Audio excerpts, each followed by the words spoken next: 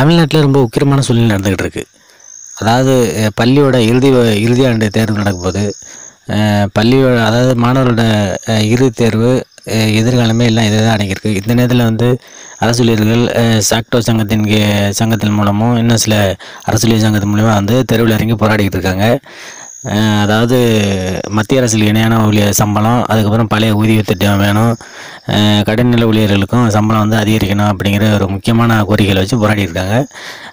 அரசாங்கம் என்ன சொல்கிறாங்கன்னா, ஒரு சில கோரிக்கைகளை ஏற்றுக்கிறோம், அதை பேச்சுவார்த்தை மூலம் ஏற்றுக்கிறோம், இப்போதைக்கு நிதிநிலை ஒன்றும் சரியில்லை, கடன் வாங்கி செலவு பண்ணுறது உங்களுக்கே தெரியும், அதனால் வேலைக்கு போயிருங்க, அதாவது மாணவர்களோட எதிர்காலத்தை வந்து பாழாக்காதீங்க, வேலைக்கு போங்க பேசிக்கிறோம்னு அவங்க சொல்கிறாங்க. ஆனால் இவங்க வந்து அதை கேட்காம தொடர்ந்து போராடி இருக்கிறதுனால ஒரு 4000 பேரை சஸ்பெண்ட் பண்ணிட்டாங்க.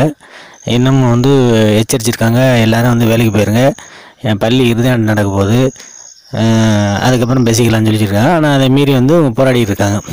என்ன நடக்கும்போது தெரியல. ஆனால் இந்த விஷயங்கள் வந்து கோர்ட்டுக்கு கொண்டு போயிருக்காங்க.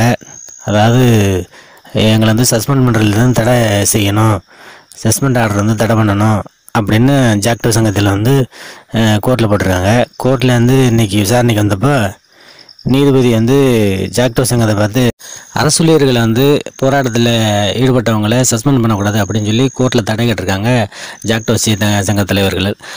அந்த விசாரணை வந்து இன்றைக்கி வந்தது. அந்த விசாரணை இப்போ தான் ஜாக்டோ சங்கத்தை ஊழியர்களை பார்த்து நீதிபதி விளாசிருக்காரு. எப்படின்னா, உங்களுக்கு கொடுக்குற சம்பளம் போதில் நீங்கள் போராடுறீங்க, அரசாங்கத்தில் எவ்வளோ நிதி இருக்குதுன்னு நாங்கள் அதில் தலையிட முடியாது, நிதி விஷயங்களில் நாங்கள் தலையிடுறது தப்பு, அதே நேரத்தில் இந்த தடையெல்லாம் நாங்கள் விதிக்க முடியாது, அவங்களுக்கும் தடை விதிக்க முடியாது, அவங்க எடுக்கிற நடவடிக்கையும் நாங்கள் வந்து தடை பண்ண முடியாது. அதோட நீங்கள் என்னென்னா, ஆசிரியர்கள் வந்து ஒரு குருமார்கள் மாதிரி தான். நீங்கள் எப்படி பள்ளியோட இறுதி வகுப்பு நடக்க போகுது, மாணவர்களோட எதிர்காலமே வந்து இந்த இறுதி தேர்வில் நடக்க போகுது, இந்த நேரத்தில் நீங்கள் எப்படி வந்து போராட்டம் பண்ணீங்க, ஒரு முன்னறிவிப்பு கொடுக்காம ஒரு நோட்டீஸ் கொடுக்காம எப்படி நீங்கள் வந்து தெருவில் இறங்கி போராடலாம், அந்த தேர்வு முடிஞ்சதுக்கப்புறம் நீங்கள் வந்து போராடலாமே, இல்லை இந்த வருஷத்தோட ஆரம்ப கட்டத்தில் நீங்கள் போராடிருக்கலாம், இப்போ போய் போராடுறது உள்நோக்கமாக இருக்குது, உங்களோட சுயநலத்துக்காக தான் நீங்கள் போராடுறீங்க, மாணவர்களை பற்றி நீங்கள் என்றதில்ல. அதே நேரம் இதே நீதிமன்றத்தில் ஒரு 6000 ரூபா சம்பளத்தில் துப்புரவு பண்ணுறவங்களுக்கு எத்தனை பேர் பட்டதாரிகள் வந்து வரிசையில் நிற்கிறாங்க, அவங்க இந்த வேலையை செய்கிறதுக்கு ரெடியாக இருக்காங்கன்னு உங்களுக்கு தெரியுமா? 18,000 சம்பளத்தில் பல வருஷமாக வேலை பார்க்குறவங்களுக்கு அவங்களோட நிலைமை என்னன்னு உங்களுக்கு தெரியுமா? அதோட மாநில அரசாங்கத்தில் இந்த துப்புரவு பணிக்கு எத்தனை பேர் பட்டதாரிகள் போட்டி போடுறாங்கன்னு உங்களுக்கு தெரியுமா? அவங்களாம் அனுசரித்து தானே வேலை பார்க்குறாங்க. இந்த தனியார் நிறுவனங்களில் உதாரணமாக ஸ்விஜி இந்த மாதிரி மக்கள் சேவை நிறுவனங்களில் ஒரு மாதம் வந்து சில ஆயிரங்களுக்கு கிடைக்கிற சம்பளத்துக்காக எத்தனை பட்டதாரிகள் வந்து வேறு உழைக்கிறாங்க, எத்தனை பேர் வரிசையில் அந்த வேலையை வாங்கிக்கிறாங்க, அவங்க எவ்வளோ கஷ்டப்படுறாங்கன்னு. ஓரளவு நல்ல சம்பளம் வாங்குற நீங்கள் தெருவில் இறங்கி போராடுறீங்க, உங்களுக்கு சம்பளம் பத்தலைன்னு. அதே நேரம் தனியார் பள்ளிகளில் வேலை ஆகிற ஆசிரியர்கள் வந்து எவ்வளோ சம்பளம் கம்மியாக எவ்வளோ நேரம் வந்து அதிகமாக உழைக்கிறாங்க, அவங்களோட நிலைமை என்ன, ஏன் அவங்களெல்லாம் நீங்கள் வந்து போராட சொல்லலையா, அவங்க அங்கே இயங்குகிற பள்ளிக்கூடத்தை நீங்கள் மூட சொல்லலையா அப்படின்னு ஒரு கேட்டார் பாருங்கள் நீதிபதி கேள்வி ஜாக்டோவை பார்த்து. அதோட பொதுமக்களை எவ்வளோ கஷ்டப்பட்டு மாணவர்கள் வந்து நம்பிக்கையோட பள்ளிக்கூடத்துக்கு அனுப்பி வைக்கிறாங்க. ஆனால் நீங்கள் இந்த மாதிரி கடைசி கட்டமாக வந்து போராடலாமா? இன்னொரு விஷயம் என்னென்னா, மத்திய அரசு ஊழியர்கள் இணையான சம்பளம்னா அவங்க வந்து கிட்டத்தட்ட 100கணக்கான கிலோமீட்டருக்கு அங்கிட்டு போய் வேலை பார்க்குறாங்க. அது உங்களுக்கு தெரியுமா?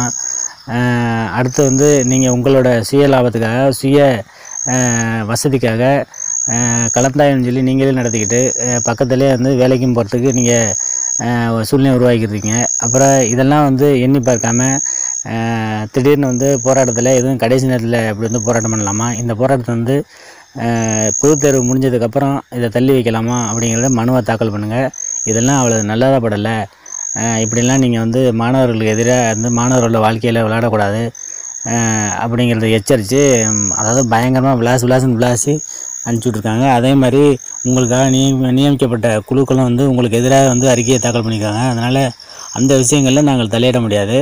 இதை ஓரளவு நீங்கள் வந்து அரசாங்கத்திட்ட பேசிக்கிட்டு தான் இருந்திக்கணும். அதோட இப்போது அதுக்கான நேரம் இல்லை. இந்த பொதுத் தேர்வு முடிஞ்சதுக்கப்புறம் உங்களோட போராட்டத்தை வச்சுக்க முடியுமா அப்படிங்கிறத எங்களுக்கு தாக்கலை பண்ணுங்கள் அப்படின்னு சொல்லி எச்சரித்து அனுப்பிச்சுட்ருக்காங்க.